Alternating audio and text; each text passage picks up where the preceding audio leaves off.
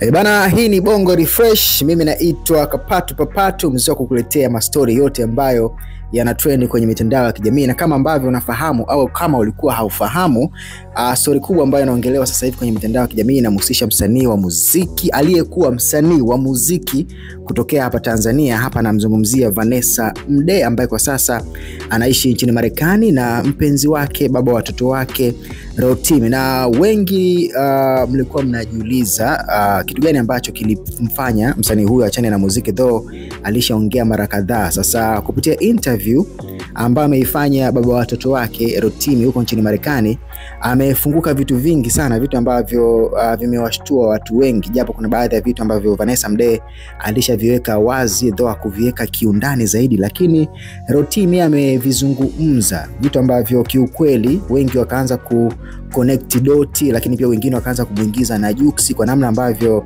alivizungumza hivyo vitu, au sio? Na moja kitu ambacho alikizungumza ni kwamba msanii Vanessa Mdee alishawishiwa mara kadhaa aweze kujiingiza kwenye masuala ya ushirikina ili tu muziki wake uweze kufika mbali zaidi. Na kama ambavyo unafahamu, Vanessa Mdee ni mmoja wa wasanii wakali sana, na muziki wao kwa kipindi kile ulikuwa unafanya vizuri, na kwa namna moja ama nyingine tunaweza tukasema Vanessa Mdee alikuwa ameshafika kwenye level za kimataifa, au sio? Najua hauwezi kupingana na mimi kwenye hili. Vanessa Mdee alishatoboa kiukweli, yani alishatoboa kwenye zile level ambazo tulikuwa tukimwangalia yeye kama ndo msanii wetu wa kike ambaye anaipeperusha vizuri bendera ya Kitanzania au bendera ya Tanzania, au sio?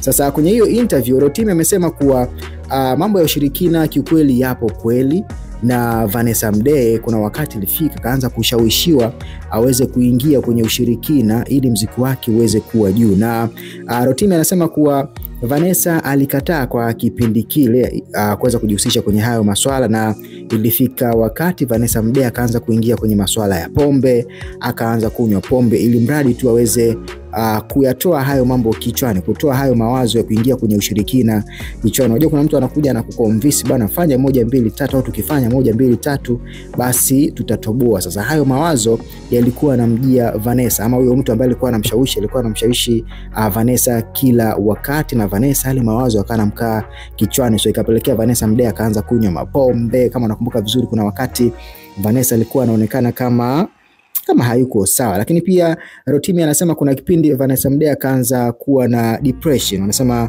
msongo wa mawazo. Unajua kuna muda msongo wa mawazo unaweza kukufanya hata ukajiua. Unajua kuna muda ule mawazo yanakuwa mengi sana, unawaza nifanye nini, mbona kila ninalofanya haliendi, yani kuna vitu fulani viga vinakuwa haviendi inavyotakiwa. So Vanessa Mdee kwa kipindi kile akawa na msongo wa mawazo, na nadhani mpaka inafika stage akakutana na Rotimi akamwambia kila kitu. Unajua wale sasa hivi ni mke kama ni mke na mume, of course wameshavalishwa pete, wana watoto wawili, kwa hiyo muda mwingi wanakaa wanazungumza. So nadhani kwenye hili pia Vanessa alimwambia Rotimi ni namna gani ambavyo aliweza kupambana kuweza kutoka kwenye ile kwenye ule ushawishi wa kuingia kwenye masuala ya kishirikina, masuala ya kichawi, ili mradi tu muziki wake uweze kusonga mbele zaidi. So Rotimi anasema hiyo ni moja ya sababu ambayo ilimpelekea Vanessa Mdee kuachana na muziki, kwa sababu Vanessa mwenyewe Rotimi anasema kuwa Vanessa anaupenda muziki ila hapendi namna ambavyo vitu vya kwenye muziki vilivyo. Unajua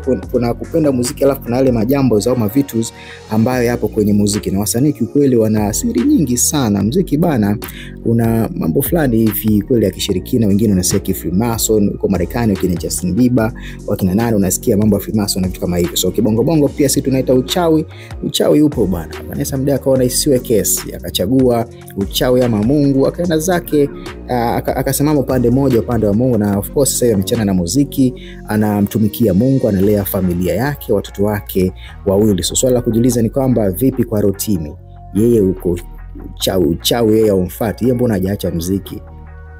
Bana, nikukumbusha tu kusubscribe hapo chini, lakini pia nataka nikuache na homework, unitajie ngoma 3 kali za Vanessa Mdee ambazo wewe unazikubali zaidi. Tuambie hapo chini, lakini pia usahau kusubscribe. Mimi naitwa Papatu Papatu, mpaka baadaye, bye bye.